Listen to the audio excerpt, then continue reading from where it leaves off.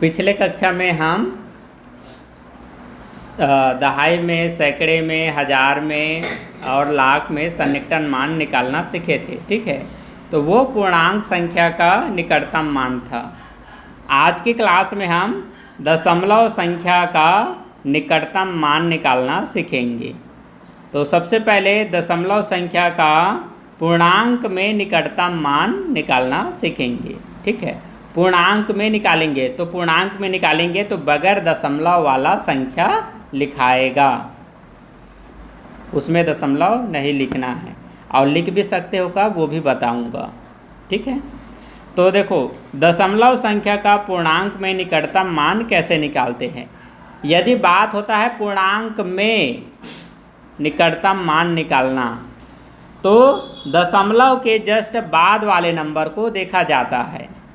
दशमलव के बाद में जो नंबर, उसके बाद में जो भी है उससे कोई अभी लेना देना नहीं है। तो दशमलव का जब पूर्णांक में निकटतम मान निकालेंगे तो दशमलव के जस्ट बाद वाले नंबर को देखना है। यदि दशमलव के जस्ट बाद वाला नंबर अर्थात जो 10वें नंबर है, इसको 10वें पढ़ते हैं। ठीक है, इसको 100वें। तो 10वें या 10वां नंबर में जो अंक है, यदि वह 5 है या 5 से बड़ा है, तो दशमलव के पहले वाले नंबर अर्थात 8 में 1 ऐड करेंगे, 1 जोड़ेंगे। पहले क्लास की तरह ही है। ठीक है, पिछले क्लास की तरह है। तो दशमलव की बाद वाली नंबर 5 से बड़ा है कि नहीं, तो इस नंबर में 1 जोड़ देना है दशमलव के पहले वाले में। ठीक, तो ये हो जाएगा 59। कितना लिखाया? 59। और यदि आप जैसे पिछले कक्षा में बताया जा रहा था, है ना, 1 जोड़ना है कि नहीं जोड़ना है, वह संख्या तो यहाँ पर का है। आपको 8 में 1 जोड़ना है कि नहीं जोड़ना है यह पता करना है। तो कैसे पता करोगे? दशमलव के बाद वाली संख्या को देखकर। ठीक, तो पहले क्या करते थे, जैसे कि हमें यह संख्या हमें मिल गया जिसमें 1 जोड़ना है या नहीं जोड़ना है, तो उसके पहले वाले को हम 0 में चेंज कर देते थे। तो यहाँ पर भी आप 0 लिखना चाहते हो तो अब यहाँ पर दशमलव लगाकर, इधर 2 अंक है तो 2 0 लिख सकते हो।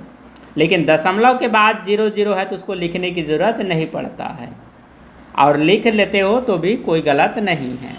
तो पूर्णांक में 59 लिखो या 59.00 लिखो।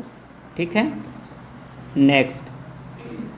तो डेसिमल के बाद वाला 5 से छोटा है, तो छोटा हो गया तो कुछ नहीं करना है।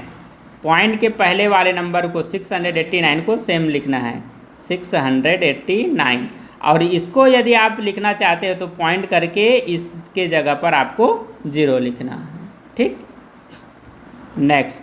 यहाँ पॉइंट के बाद 5 है, तो 5 है तो इसमें 1 जुड़ेगा, अर्थात 7 का 7 लिखाएगा, 2 का 2, 5 का 5, और 4 में 1 ऐड करेंगे तो ये 5 लिखाएगा। ठीक, तो ये है इसका आंसर।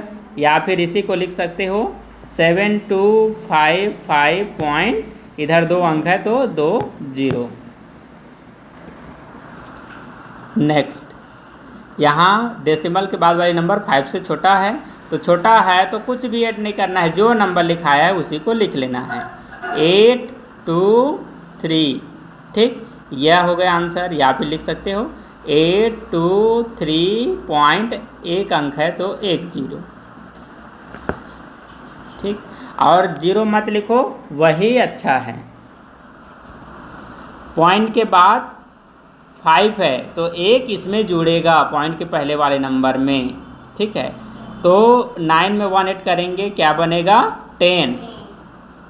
कैरी 1 इसमें आ जाएगा, फिर से 1 और 9 कितना हो जाएगा? 10, कैरी 1 इसमें, तो 1 और 4 5, यहाँ लिखना है 500। ठीक, और डेसिमल डालकर लिखते हो तो 500.0।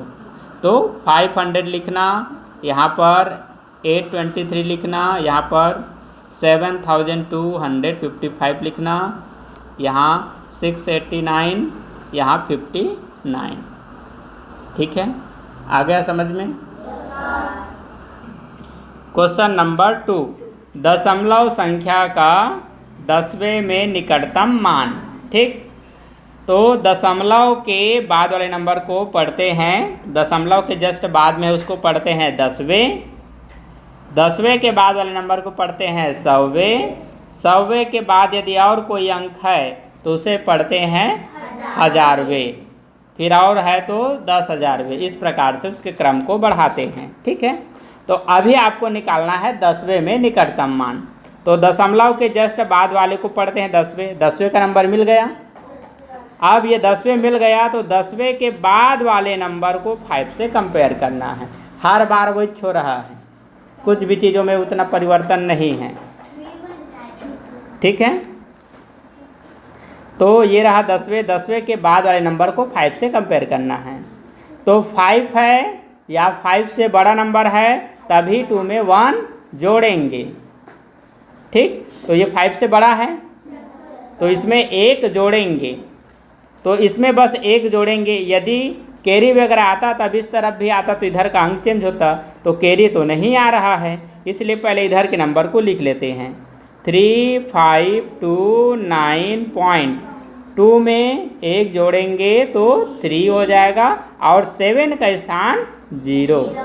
अच्छा, दशमलव वाला संख्या में दशमलव के बाद कोई अंक है और उसके पीछे 0 है, तो 0 को लिखो तो भी सही और नहीं लिखो तो भी सही।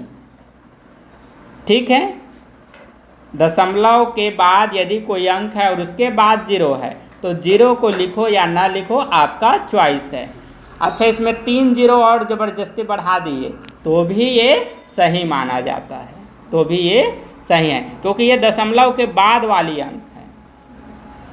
यदि कभी पूछते हैं ऐसे, दशमलव के बाद यहाँ पर 3 है और दशमलव के बाद यदि 3 0 है तो दोनों में कौन बड़ा है, तो सब लोग इसी को बताएंगे, लेकिन दोनों बराबर हैं, दोनों बराबर हैं। ठीक है, नेक्स्ट क्वेश्चन में चलते हैं।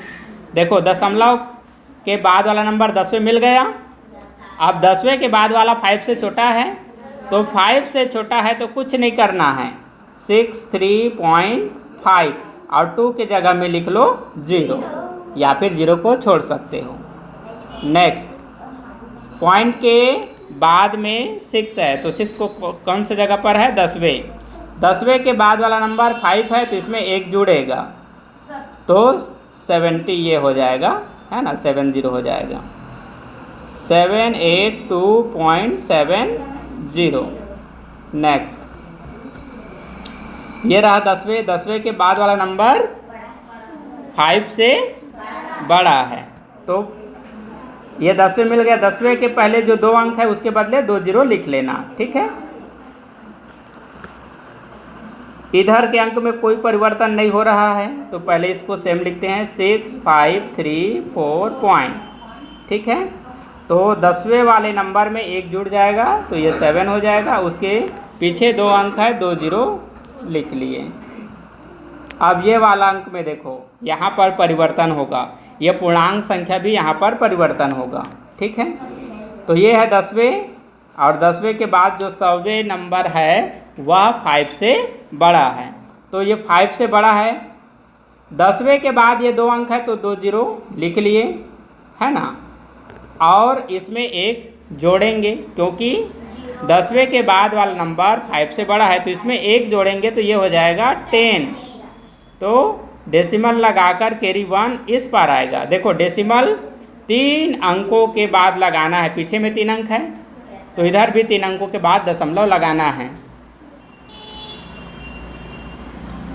अब 1 और 9 कितना हो गया, फिर से 10, कैरी 1, तो 1 और 4 5, तो 50.000, या डेसिमल के बाद 0 0 आ रहा है तो सिर्फ डेसिमल के पहले पूर्णांक संख्या बस को लिखना है, 50 आएगा इसका आंसर। दशमलव संख्या का 100वें में निकटतम मान, पिछले बार 10वें में पढ़े थे, 10वें के पहले पूर्णांक में पढ़े थे। ठीक है, अब हम दशमलव संख्या का मान 100वें में निकालेंगे। ठीक है, 100वें में निकटतम मान निकालेंगे तो सबसे पहले 100वें के स्थान पर कौन सा अंक है देखना है। ठीक, ये 10वें और ये है 100वें। 100वें का स्थान हमें मिल गया। अब 100वें के स्थान के बाद वाला जो अंक है उसे 5 से कंपेयर करना है। तो 5 आ गया, तो मतलब इसमें 1 जुड़ेगा। तो इसमें 1 जुड़ेगा तो 2 क्या बन जाएगा? 3, और बाकी सब इधर सेम। 5378.630। ठीक, चलो इधर ध्यान दो। एक बार बता दें, उसको हमेशा याद रखना। दशमलव के बाद यदि कोई अंक है उसके पीछे कुछ नहीं है मतलब 0 होता है। दशमलव के बाद वाला में कन्फ्यूज़न बार बार होते हो तो 0 रख दो सीधा। ठीक है, अब यहाँ देखो ये है 10वें और ये है 100वें। तो 100वें के बाद वाला 5 से छोटा है, तो छोटा है तो कुछ भी चीज़ ऐड नहीं करना है। 7953.2.78 और इस अंक के बदले 0। ठीक, यहाँ देखो 10वें 100वें, तो 100वें के बाद वाला 5 से बड़ा है तो इसमें 1 जुड़ेगा। 9 में 1 जुड़ेगा तो ये क्या बन जाएगा? 10। हासिल 1 किस में आएगा? तो ये 90। ठीक, 90 बन गया। और बाकी ये अंक सेम लिखाएगा। तो 6953.2.90 और ये 2 अंक के बदले 2 0 और लिख सकते हो।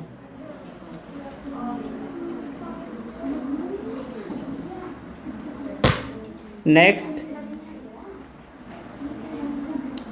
10वें 100वें। 100वें मिल गया और 100वें के बाद वाला नंबर 5 से बड़ा है तो 100वें में 1 जुड़ेगा। तो 9 में 1 जोड़ेंगे कितना हो जाएगा? ये 10। फिर हासिल 1 किस में आएगा? तो ये भी फिर से 10 बन जाएगा। हासिल 1 किस में? तो ये फिर से 10। तो फाइनली इसका आंसर आप सिर्फ 10 लिख सकते हो। नेक्स्ट, यहाँ पर भी 100वें के बाद वाला क्या है? 2 है, 5 से छोटा। ठीक है, 100वें के बाद 1000वें में जो नंबर है वह 5 से छोटा है, तो इसमें कुछ भी ऐड नहीं करना है। 59.99 और ये 2 अंक के बदले 2 0 पीछे रख सकते हो। आंसर